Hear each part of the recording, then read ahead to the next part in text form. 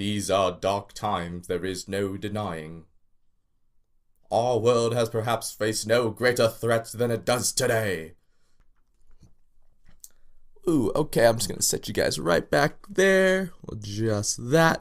Boom. It's a weird way to start a movie, isn't it? So Harry Potter and the Deathly Hallows Part 1 is the beginning of the end for Harry Potter. This is the first part of the Deathly Hallows book, which they split into 2 movies. Kind of started the whole trend of splitting a book into 2 parts. Well, I guess Hobbit was the first one to do that because they announced that before Harry Potter. It's almost like Harry Potter got the idea from the Hobbit, and then the Hobbit took the idea back from Harry Potter and split the second movie into 2 movies again?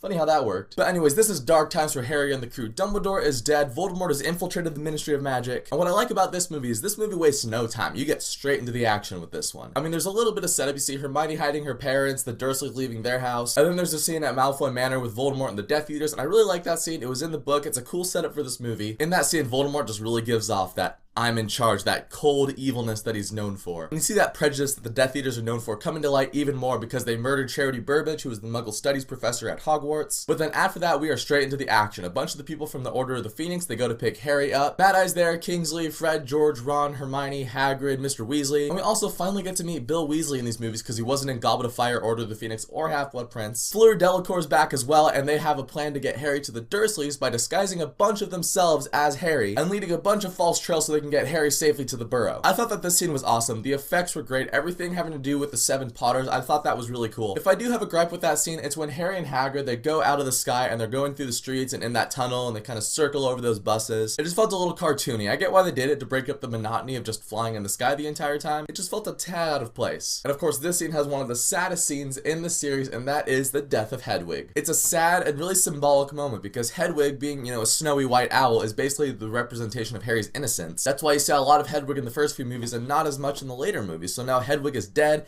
Harry's lost his innocence basically. Both Half-Blood Prince and these Deathly Hallows movies, they have a lot of ground to cover because they have to set up all of this. How are we going to defeat Voldemort? What are the stakes? I thought that they did a good job of keeping the momentum moving as they were explaining all of that stuff. Like, this movie kind of gets picked on because everyone's just like, it's just a bunch of camping the entire time. Well, yeah, they are in a tent for most of the movie, but this movie isn't like, scene 1, Harry goes to get fish from the river. Next scene, he's cooking fish in the tent. Next thing, they're singing campfire songs. It's not like that. Like, they're still doing their mission the entire time. They montage through a bit of camping and traveling in one scene, but even in that scene, the radio's still going and you're hearing like the death toll that the Death Eaters are causing, and so none of that feels wasted. Even like when they're hanging out at Grimmauld Place, Hermione's trying to teach Ron piano. That's a really cute scene, and then she tells Harry about how snitches have flesh memories, and that's really important for later because Dumbledore leaves Harry, Ron, and Hermione all this stuff in his will, and they're all confused like, why did Dumbledore leave us this stuff? It's something like a crazy old man would do. And that's actually another really big part of this movie, is that this is the first movie without Dumbledore, obviously. And now Rita Skeeter, you remember her from Goblet of Fire, she's writing a biography about Dumbledore. She's claiming to have found all this unexposed dirt about Dumbledore, and so some dirty muck from Dumbledore's past is coming to light, and Harry's hearing some of that, and he's not entirely sure if Dumbledore's the guy that he always knew him to be. So Harry's kind of grappling with his image of Dumbledore in this movie. He's like, oh my gosh, the guy that I looked up to this entire time might not be squeaky clean. We found out that Dumbledore lived in Godric's Hollow, which is where Harry's parents lived. Dumbledore never told Harry this. And you also find out, and this is the cool thing that's going to tie into Fantastic Beasts in the future, Dumbledore did kind of dabble a little bit in the dark side. This is the movie in the book where you find out about Gellert Grindelwald, who apparently is now being played by Johnny Depp. You can check out my video on that, and it's,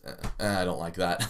But there's a sign that keeps popping up. It's in this copy of a book that Dumbledore gave to Hermione. It's on Xenophilius Lovegood, Luna's dad. It's on his necklace at Bill and Fleur's wedding. And so they go to Xenophilius Lovegood to figure out what this thing is. It's the sign of the Deathly Hallows. There's a whole backstory and there's a lore to it, and that's told in a really cool way with those shadows. But what the Hallows are, they're 3 objects. There's the Elder Wand, the Resurrection Stone, the Cloak of Invisibility. If you gather all of them, they'll make the owner the Master of Death. And the kids think that Voldemort might be after some of this stuff. And so the kids are kind of like, is Voldemort after the Deathly Hallows? Is that why he's wandering all around Europe? But then again, this sounds like really dark magic. Why would Dumbledore have inked this into one of his books? So that distrust that Harry has of Dumbledore now is starting to build, and I really love that. It really helps Harry to flesh out, because before this, Dumbledore has just been like a saint to him. And so to give this extra layer to Dumbledore, this extra layer that you're not totally sure you can trust, it just makes him as a character so much more interesting. Ultimately, the point of this movie is Harry, Ron, and Hermione are going to look for Voldemort's Horcruxes, which we learned about in Half-Blood Prince. They do find one pretty early on. They find the locket that Dumbledore and Harry discovered in the cave that was a fake. They find the real one. They have to infiltrate the Ministry of Magic to do it, and that Ministry fight's pretty cool. You see Umbridge again. You see Harry get to stun Umbridge, which was great and super gratifying. But then after they get that locket, they don't know how to destroy it, and they also don't know where all these other Horcruxes are. And so there's a little bit of distrust happening between the three of them, especially because they have to wear this locket, and it's a piece of Voldemort that's just they're wearing. That really weighs on them. There's a lot more animosity. Ron isn't fully trusting Harry, and Harry has these thoughts in his head like, Ron and Hermione don't trust me. He feels like he's letting down his best friends, like he just led them on this wild goose chase for nothing. And then there's the heartbreaking scene when Ron leaves the group. Now this scene, as good as it is, it's so tough to watch. Seeing these two friends being completely ripped apart, hearing Ron vocalize everything that Harry has been thinking. Ron saying, I thought you knew what you were doing. I thought Dumbledore might have told you something worthwhile. And Harry's already grappling with that distrust of Dumbledore. Harry feels like he was duped by Dumbledore. Ron feels like he was duped by Harry. There's just a lot of emotional stuff happening in that scene. Now I remember in my Half-Blood Prince review, I said I didn't like that burrow attack scene that they added in. This movie added in a scene that wasn't in the books, but I really like this scene. It's such a small scene, but it's right after Ron leaves. Hermione's just not the same because, you know, she's starting to have feelings for Ron. And yeah, in a romance way, but also just the fact that it's one of her best friends of the last 7 years. He's completely gone. This friendship has just been fractured. But it's the scene when Harry and Hermione are in the tent and that Nick Cave song is playing. Harry kind of reaches his arm out to Hermione. They have a little bit of a dance. It's so nice because this is such a sad and dour movie. In the best type of way, don't get me wrong. This isn't like a boring, slow slop of a movie. It's just a really dark movie, and darkness in movies when done right is really effective. But this is a scene that humanizes Harry and Hermione even more. It gives them a second to breathe. They've been just under such high stress for this entire movie. It's so great seeing these characters just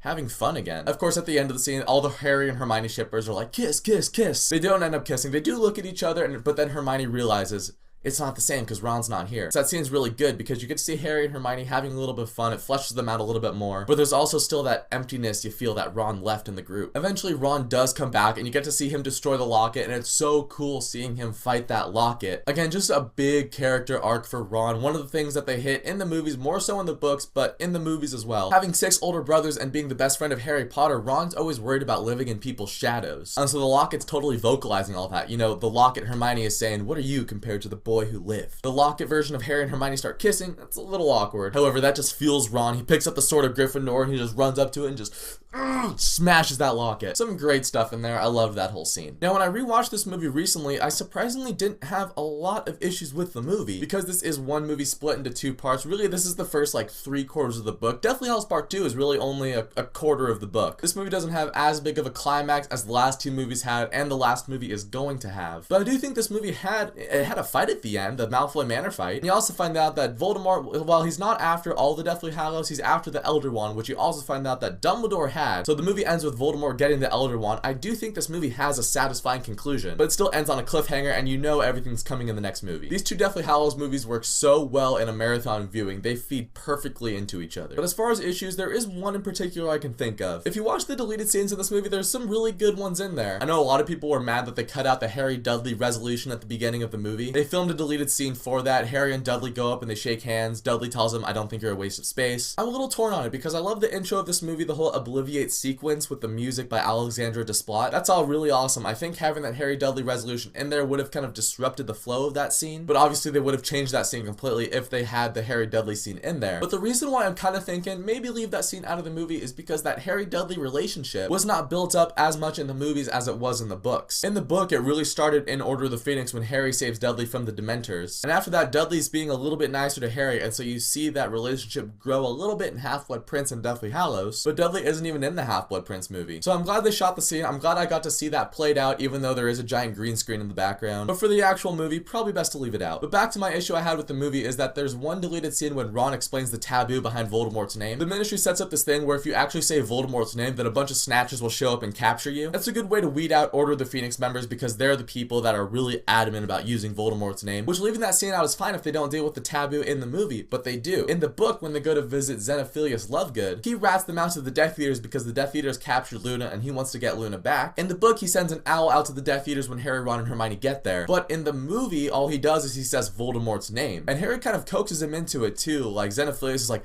they took her, they took my Luna. And then Harry's like, who took her?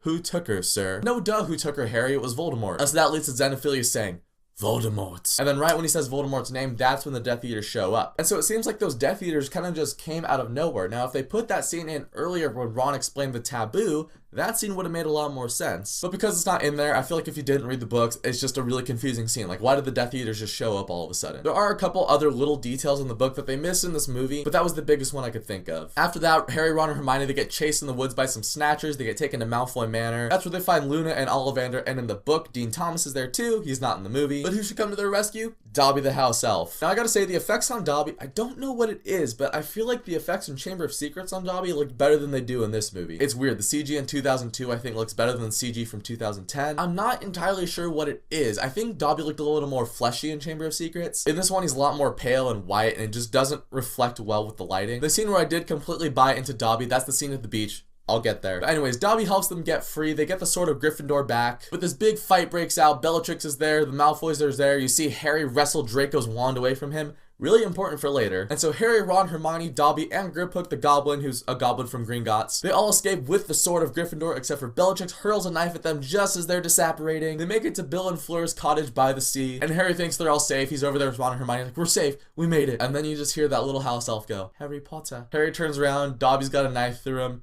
Dobby's toast. Now I gotta say, Dobby's death in the book was built up a little bit more because he's in most of the books. He's not in the first one, he's not in Prisoner of Azkaban, but he's in all of the other ones. So it's really sad that this character that was so loyal to Harry is dying. But in this movie, the scene was still handled very well. Toby Jones's delivery of the lines was great, I thought. I feel like this was the death in the series that made everyone go, this war is bringing some serious casualties. Innocent people are dying because of what Voldemort's doing. And you can tell that just really hit home for Harry too. Like, you're hearing all these names on the radio of muggles that the Death Eaters are killing. And for the most part, those are all faceless names. But this is the one where this is a character that you have known hasn't been a big part of the series, but has been a part of the series. A character that's pretty fun, very lighthearted. This little tiny creature that just had its life ripped away because of this war. I feel like this is what the Hunger Games tried to hit with Rue's death in the first movie, but didn't quite hit because you didn't get enough screen time with Rue. Sorry if I'm just cold-hearted and have no soul because I didn't cry when Rue died, but I didn't. I feel like the Dobby death was built up a lot more, and it's a really sad but also heartfelt note to end the movie on. You see Harry digging Dobby's grave, the little funeral they have for Dobby, so nice. And then Voldemort gets the Elder Wand. So I know that this movie gets a lot of flack because, oh, it's part 1, you can just skip this and go straight to part 2. No, this is a movie you need, and it's not a slow burn either. This movie's pretty fast-paced, I thought. Yeah, it's not action, action, action, but there's a lot of dialogue, there's a lot of bigger picture stuff happening in this movie. Like, they're in war right now, it's not the happiest of times. It also sets up some great arcs with Harry's distrust of Dumbledore that you're gonna see resolved in the next movie. So I probably sound like a broken record with these Harry Potter reviews by now, but again, Harry Potter and the Deathly Hallows Part 1